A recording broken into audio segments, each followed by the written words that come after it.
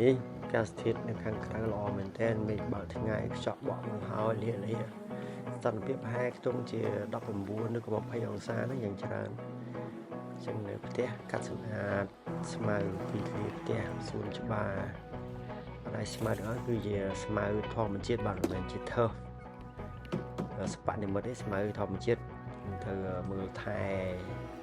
កាត់តម្រឹមស្អាតហើយដាក់ជីខ្លះដើម្បីឲ្យលូតលាស់ល្អជីខ្លះវាមានប្រភេទពួកសរីរាង្គវាក្នុងមួយបាវមាន3ប្រភេទវាជួយឲ្យស្មៅលូតលាស់ល្អផងហើយនឹងអត់ឲ្យមានស្មៅដែលវិតដែលនៅលាននេះដោះហើយយើងដាក់ទៅវិតនឹងអត់ដោះទេបងដោះតែស្មៅយើងធម្មតាជីគីមីរបស់គេនឹងប្រការនឹងស្លោរបស់គេមែននេះចង់ឲ្យស្អាតទេត្រូវកាត់សម្អាតមេឃបើកថ្ងៃមេឃមានភ្លៀងមកហ្នឹងតាមមួយអាទិត្យហ្នឹងគឺស្មៅដល់ក្រាស់ខ្មឹកយើងត្រូវមកកាត់ជារាល់អាទិត្យខែនេះព្រោះអីនៅមានភ្លៀងធ្លាក់នៅឡើយមួយខែក្តៅមិនសូវលូតលាស់ប្រហែលនេះព្រោះអីដៅអញ្ចឹងអត់សូវវាស្ងួតអត់សូវមានទឹកអញ្ចឹងអាចកាត់ពីទឹកកាត់ម្ដងក៏បានកាត់សម្អាត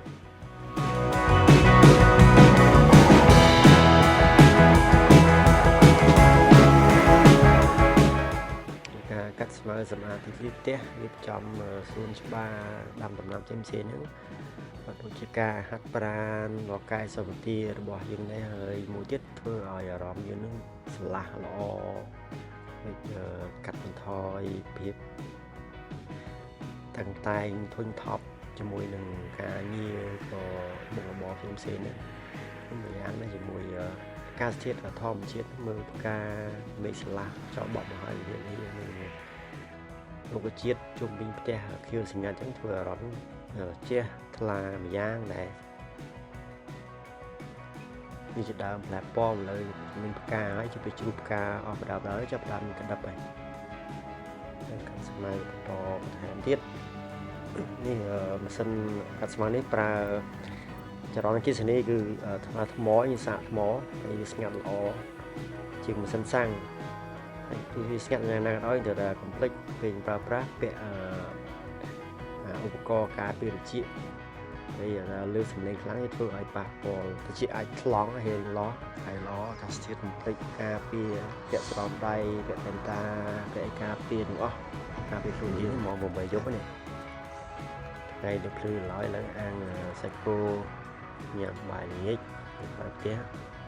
អូនេះចាប់American Robin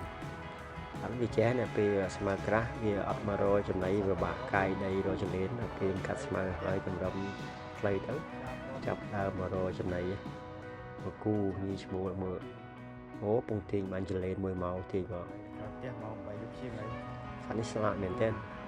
ពេលកាត់ស្មៅហើយខ្លីមកដល់ភ្លាមមកស្មៅក្រាស់នេះពិបាកកាយរោពេលកាត់ខ្លីទៅចលេនផ្អើលឯផងស្រួលកាយរោផងមកដល់ភ្លាមមកគូមកគេល្ងាចក៏ជួយបរិស្ថានធម្មជាតិដែររកចលែនរកអីទៅកាយវាថាជីជាតិល្អផ្សេងដំណាំអីបរិស្ថានល្អជុំវិញមួយថ្ងៃនៅភ្លឺចាស់ឡើយខែ4នេះ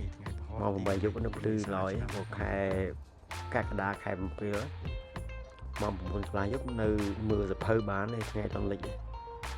ខ្ញុំនៅរដ្ឋ Washington នេះនៅក្តៅមានប្រហែលជា2ខែជាងចាប់ពីខែ6ដល់ចុងខែ8ដល់ខែ9ហ្នឹងមានពន្លឺថ្ងៃខ្លះខ្ញុំនៅក្តៅមិនក្តៅឡើងប្រហែលហ្នឹងខ្ទង់ជា20 25អង្សាអស់ហើយក្តៅនៅរដ្ឋនេះតែនៅរដ្ឋផ្សេងអាចក្តៅជាងនៅរដ្ឋ Texas ឬ California ក្តៅជាងខាងនេះយើងមានចំណៃនេះគោយកឆ្អិនហើយជាបានញ៉ាំបាយសាច់ញ៉ាំសាច់រោចំណីដែរវាធម្មជាតិបរិយាកាសធម្មជាតិពិតនៅខាងក្រៅផ្ទះ